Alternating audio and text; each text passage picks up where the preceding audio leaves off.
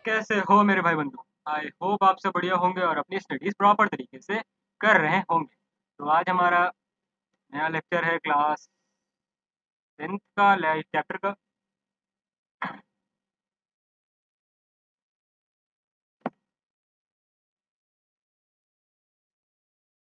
तो कैसे हो मेरे भाई बंधु। आई होप आप सब बढ़िया होंगे और अपनी स्टडीज प्रॉपर तरीके से कर रहे होंगे। तो एक और लेक्चर में आपका स्वागत है, लाइट चैप्टर का। तो बिना किसी टाइम वेस्ट किए हम अपने लेक्चर की तरफ बढ़ते हैं। तो इससे पहले हम बहुत सारे टॉपिक्स कवर कर चुके हैं और बहुत दूर तक आ चुके हैं। अगर आपने अभी तक पहले के लेक्चर अटेंड नहीं किया है और आप नया ये फर्स्ट लेक्चर के तौर पे हमारा ये लेक्चर देख रहे हो, तो मैं रेकमेंड करूँगा कि आप हमारे चैनल को सब्सक्राइब कीजिए। और हम लोग NCERT line by line explanation कर रहे हैं अपने चैप्टर का, ठीक है, साइंस के हर चैप्टर का। तो अगर बेस्ट तरीके से एनसीईआरटी पढ़ना चाहते हो तो आ जाओ भैया मेरे पास, चैनल को सब्सक्राइब करके रख लो, प्लेलिस्ट पढ़ी है, जाके एक एक सारे लेक्चर्स देखते रहो, ठीक है। चलिए, तो आज का हमारे पास टॉपिक है लॉज ऑफ रिफ्रैक्शन। तो हमारे पास दो लॉ रिफ्लेक्शन के थे, तो अब हम लोग दो लॉ रिफ्रैक्शन के भी पढ़ते हैं और क्या कह रहा है वो देखते हैं। तो पहला लॉ क्या कह रहा है कि incident ray, refracted ray at the normal to the interface of two transparent media at the point of incidence all lie in the same plane।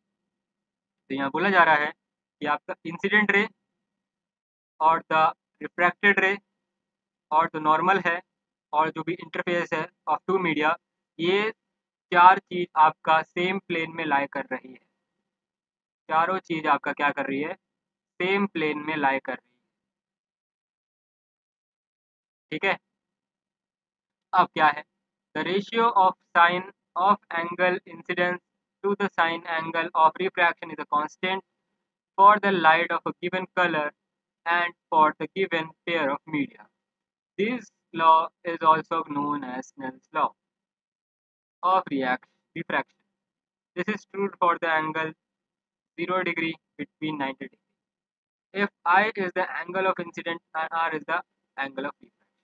अब यहाँ क्या बोला जा रहा है कि अगर हम किसका एंगल ऑफ इंसिडेंस और एंगल ऑफ रिफ्रैक्शन के साइन की वैल्यू आपस में डिवाइड करें तो हमें एक कांस्टेंट मिलेगा। वो कांस्टेंट कहलाता है क्या, रिफ्रैक्टिव इंडेक्स। वो कांस्टेंट क्या है आपका, रिफ्रैक्टिव इंडेक्स। रिफ्रैक्टिव इंडेक्स आपका वो क्या है, कांस्टेंट। और इसी लॉ को हम बोलते हैं लॉस ऑफ रिफ्लेक्शन का सेकंड लॉ आपका क्या है, स्नेल्स लॉ है, जिसमें हम लोग रेशियो निकालते हैं sine I upon sine r. I अब मतलब साइन ऑफ एंगल कितना, एंगल ऑफ इंसिडेंस, और साइन आर मतलब एंगल ऑफ रिफ्रैक्शन का, ठीक है। दोनों के साइन की वैल्यू निकाल के डिवाइड करने के बाद हमें क्या मिलता है, कांस्टेंट मिलता है, जिसे हम रिफ्रैक्टिव इंडेक्स बोलते हैं। और जो थीटा रहेगा आपका 0 डिग्री से 90 डिग्री के बीच में रहेगा, इंसिडेंट रहेगा, ठीक है। इंसिडेंट रहेगा जो थीटा रहेगा वो 0 से 90 डिग्री के बीच में रहेगा। The constant value is called refractive index, जैसे कि मैंने अभी बताया। ऑफ द सेकेंड मीडियम, यहाँ पर रिफ्रैक्टिव इंडेक्स एक दूसरे के रिस्पेक्ट में चेंज होता रहेगा, डिपेंड करेगा किस तरफ से लाइट रेज आ रही है। जैसे इस केस में मीडियम 1 से लाइट इंसिडेंट हो रही है मीडियम 2 पे, तो अगर हम क्या करेंगे, साइन आई अपॉन साइन आर करेंगे, साइन आई अपॉन साइन आर करेंगे, तो यहाँ पर एयर का जो रिफ्रैक्टिव इंडेक्स होता है वो 1 हो जाएगा।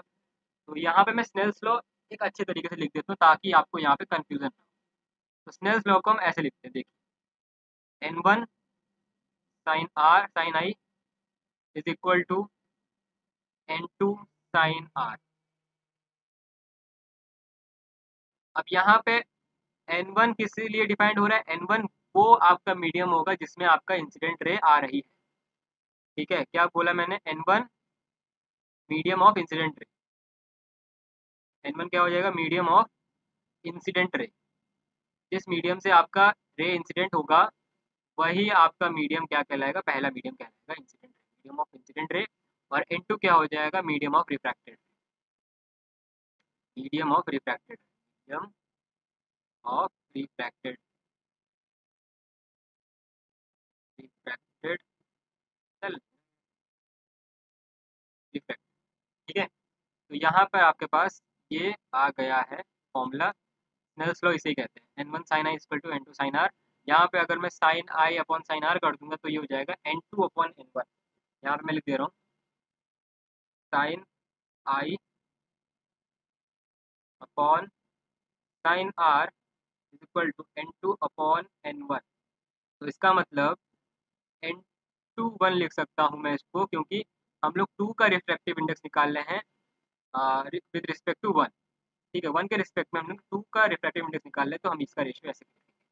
ठीक है, तो आई होप आपको ये रिफ्रैक्टिव इंडेक्स वाला केस समझ आया होगा। ठीक है, चलिए अब रिफ्रैक्टिव इंडेक्स को समझते हैं।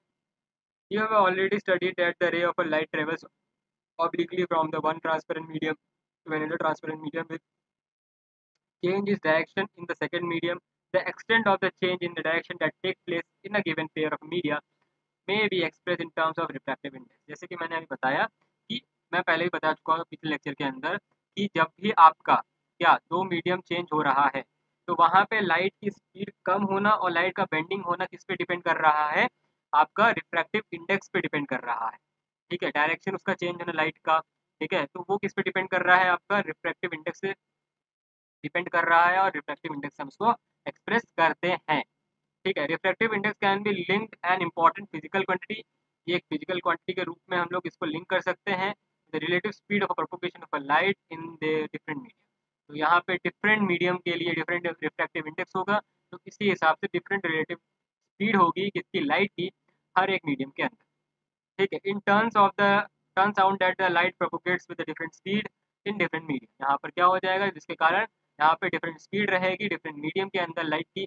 Light travel fastest in the vacuum. Vacuum में सबसे ज़्यादा फास्ट आपका लाइट ट्रेवल करता है।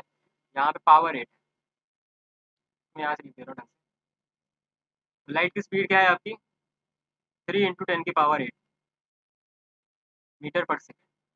तो इतनी आपकी क्या है, आपका स्पीड है कहाँ पर, लाइट की वैक्यूम के अंदर। In air the speed of light is only marginally less. Air के अंदर हल्का फुल्का लाइट की स्पीड कम होती है as compare to the vacuum. It reduce हो जाती है क्योंकि मीडियम चेंज हो रहा है, वैक्यूम से आप एयर पे आ रहे तो मीडियम चेंज हो रहा है कंसिडरेबली इन द ग्लास और वाटर। वाटर और ग्लास में तो और ही कम हो जाती है। The value of the refractive index of the given pair of a media depends upon the speed of light in the two media as given below. अब यहाँ पर आपको जो डायग्राम गिवन है इसके हिसाब से आपका क्या रहेगा, डिफरेंट डिफरेंट स्पीड निकालेंगे लाइट। तो ये वाला पैराग्राफ रीड कर देता हूँ मैं। ठीक है, light travelling from one medium to medium one into medium two. यहाँ पे लाइट आपका मीडियम वन से मीडियम टू की तरफ जा रही है। यहाँ पर मीडियम वन की स्पीड हम लोग बी मान रहे हैं। ठीक है, B B the speed of light in medium two. तो दोनों की तरफ हम लोग ने बी मान लिया है, बी वन बी टू मान। ठीक है, लाइट की स्पीड बी वन मानते हैं हम मीडियम वन के अंदर, और बी टू स्पीड मानते हैं हम मीडियम टू के अंदर।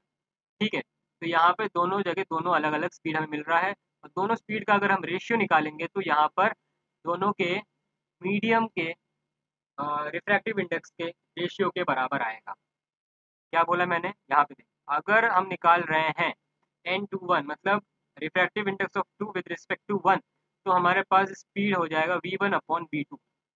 ठीक है, speed of 1 with respect to 2। ठीक है, तो ये हो जाएगा। फिर वैसे अगर N12 निकालेंगे तो यहाँ पर हो जाएगा refractive index of 1 with respect to 2। 2 के रिस्पेक्ट में 1 का रिफ्रैक्टिव इंडेक्स निकाल रहे हैं, तो ये हो जाएगा रेशियो किसका हो जाएगा, V2/V1। ठीक है, velocity of second medium upon velocity of first medium. तो ये हो जाएगा आपका। अब refractive index speed of light और स्पीड ऑफ मीडियम में बीच में रिलेशन क्या है उसको अब देखते हैं। आइए, अगर मैं बोलूँ, अगर मेरे को रिफ्रैक्टिव इंडेक्स ऑफ मीडियम निकालना है और मेरे पास स्पीड ऑफ लाइट है और स्पीड ऑफ क्या है, लाइट इन अ मीडियम, तो हमारे पास फॉर्मूला निकल के आता है N = C/V। ठीक है, तो ये फॉर्मूला आपको अच्छे से ध्यान रखना है। ये वाला फॉर्मूला मैं आपको पहले भी बता चुका हूँ। कमेंट में बताइए कौन से लेक्चर में मैंने ये फॉर्मूला आपके सामने डिस्कस किया था। ठीक है, तो देखिए, absolute refractive index of medium is simply called its refractive index. अब यहाँ पे रिफ्रैक्टिव इंडेक्स का एक छोटा सा डेफिनेशन आ गया है कि एब्सोल्यूट किसी भी रिफ्रैक्टिव इंडेक्स निकाले मीडियम का, ठीक है, वही आपका सिंपली क्या हो जाएगा, रिफ्रैक्टिव इंडेक्स हो जाएगा। ठीक है, चलिए, the refractive index of a several medium in table 9.3 from the table you can know that the refractive index of the water is 1.33। यहाँ पे कुछ के आपको ध्यान रखना है रिफ्रैक्टिव इंडेक्स। ठीक है, ये आपके लिए होमवर्क है, क्योंकि यहाँ पे जो टेबल है थोड़ा सा कंफ्यूज में है, क्योंकि ये वाला पार्ट टेबल का थोड़ा सा वो हो गया, मिसमैच हो गया जब मैं इसका पीपीटी बना रहा था। ठीक है, एक बार आपको ये अपने बुक से रीड करके कर लेना है। ठीक है, सारे मेनली मैं बता दे रहा हूँ किसका किसका आपको ध्यान रखना है। आप वाटर का ध्यान रख लीजिएगा, एयर का ध्यान रख लीजिएगा। ठीक है, वाटर एयर का ध्यान रख लीजिएगा, और डायमंड का ध्यान रख लीजिएगा। ठीक है, वाटर हो गया, आइस, एयर, ग्लास, डायमंड, और बस। हाँ, ये चार पाँच पाँच ये पांच मटेरियल का मीडियम का क्या ध्यान रखना है, रिफ्रैक्टिव इंडेक्स आपको ध्यान रखना है। बाकी का या ध्यान मत रखिए तो चलेगा। ठीक है, वहाँ पे आपको गिवन दे दिया जाएगा जब भी आप क्वेश्चन सॉल्व कर रहे हैं। Note 9.3 that an optical denser medium may not possess great mass density. For example, kerosene having higher refractive index is optically denser than water, although its mass density is less than water. अब यहाँ क्या बोला जा रहा है, जो medium optically denser है, मतलब जो ज़्यादा डेंसर मीडियम है, ठीक है, वो उसके पास ज़्यादा ग्रेटर मास डेंसिटी नहीं है, उसके पास ज़्यादा मास डेंसिटी नहीं है, बट एक ऑप्टिकली डेंसर है, मतलब वो उसका रिफ्रैक्टिव इंडेक्स ज़्यादा है। ठीक है, जिसका रिफ्रैक्टिव इंडेक्स ज़्यादा हो जाएगा, जैसे कि केरोसिन का, ठीक है, उसके पास ऑप्टिकली डेंसर की पावर होगी। ठीक है, वाटर से ज़्यादा ऑप्टिकली डेंस होगा वो, बट मास डेंसिटी वाटर से कम है। तो ये एग्जांपल आपको ध्यान रखना है। आई होप ये पूछ सकता है, ठीक है, एग्जांपल के तौर पे, या फिर रिलेशन ही पूछ लेगा रिफ्रैक्टिव इंडेक्स और मास डेंसिटी के बीच में, तो आप बता सकते हो यहाँ पर इन्वर्सली प्रोपोर्शनल है। रिफ्रैक्टिव इंडेक्स और मास डेंसिटी इन्वर्सली प्रोपोर्शनल है। तो यहाँ पे मोर टू नो आ गया हमारे पास एक और। ठीक है, चलिए इसको पढ़ते हैं क्या बोल रहा है इसमें। तो एक काम करते हैं, मोर टू नो मैं आपको होमवर्क देता हूँ, मैं चेक करना चाहता हूँ आप क्या होमवर्क पढ़ कर आते हो कि नहीं आते हो। नेक्स्ट लेक्चर में मैं इसको कवर कर दूंगा। ठीक है, अभी चलते हैं, पहले हम लोग इंटेक्स क्वेश्चन से पहले। ठीक है, तो ये आपको मैं बता चुका हूँ, आपका ये वाला डेंसर से रेयर जाती है तो कहाँ बेंड करती है लाइट, और रेयर से डेंसर जाती है तो किस तरफ बेंड करती है लाइट, ये मैं आपको बहुत पहले से ही बताते आ रहा हूँ। ठीक है, चलिए, ये आपका होमवर्क रहेगा मोर टू नो, एक बार अच्छे से रीड कर लीजिएगा, अगले लेक्चर में मैं इसको समझाऊँ। तो चलिए पहले हम लोग इंटेक्स क्वेश्चन आंसर की तरफ चलते हैं। A ray of a light traveling in air enters obliquely into water. Does the light ray bend towards the normal or away from the normal and why? तो यहाँ पे देखें क्या है, लाइट कहाँ ट्रेवल कर रही है, पहले देख लेते हैं। एयर से वाटर की तरफ ट्रेवल कर रही है, मतलब एयर आपका रेयर मीडियम है और वाटर आपका डेंसर मीडियम, तो आपका कहाँ ट्रेवल कर रही है, रेयर टू डेंसर ट्रेवल कर रही है। तो अगर आपका light rare to denser travel कर रही है, तो ये आपका लाइट बेंड करेगा टूवर्ड्स द नॉर्मल। आंसर क्या है, टूवर्ड्स द नॉर्मल है। ठीक है, अवे फ्रॉम द नॉर्मल नहीं होगा। ऐसा क्यों, क्योंकि light travelling from rare to denser, और रेयर से डेंसर अगर जा रही है तो आपका लाइट बेंड होगा टूवर्ड्स द नॉर्मल। ठीक है, तो ये light enters from air to glass having refractive index 1.5। यहाँ पे एक न्यूमेरिकल बेस्ड क्वेश्चन आगे करते हैं, चलिए। What is the speed of light in the glass, speed of light in vacuum, vacuum में दे दी है हमें स्पीड, नहीं भी दी तो पता है हमें। ठीक है, find out the medium having highest optical density. तो यहाँ पे ऑप्टिकल डेंसिटी निकालना है। ठीक है, और क्या निकालना है, also find medium with lowest optical density. You are given kerosene, turpentine, water, in which these does the light travel fastest। ये एक ही क्वेश्चन के अंदर सारे चार पांच क्वेश्चन एक ही बार में भर दिए। ठीक है, तो पहले एक करते हैं, speed of light in the glass. तो यहाँ अच्छा, ये अलग अलग क्वेश्चन, सॉरी मैं एक ही में क्वेश्चन में रीड कर, थर्ड वाला क्वेश्चन अलग है। चलो पहले इसमें निकालते हैं पहले। ठीक है, यहाँ पे पहले क्या निकालना है हमें, speed of light in the glass, glass के अंदर स्पीड ऑफ लाइट निकालते हैं। तो यहाँ पे ग्लास के अंदर स्पीड ऑफ लाइट होगा वी, वी की आ जाएगा सी अपॉन एन। ठीक है, speed of light upon refractive index. तो ग्लास का रिफ्रैक्टिव इंडेक्स कितना हो जाएगा, 1 पॉइंट समथिंग, ग्लास का हो जाएगा 1.5। ग्लास ग्लास का हम लोग अप्रोक्सीमेटली ले सकते हैं 1.5, 1.5 ले लिया है। स्पीड ऑफ लाइट कितनी हो जाएगी, 3 × 10⁸।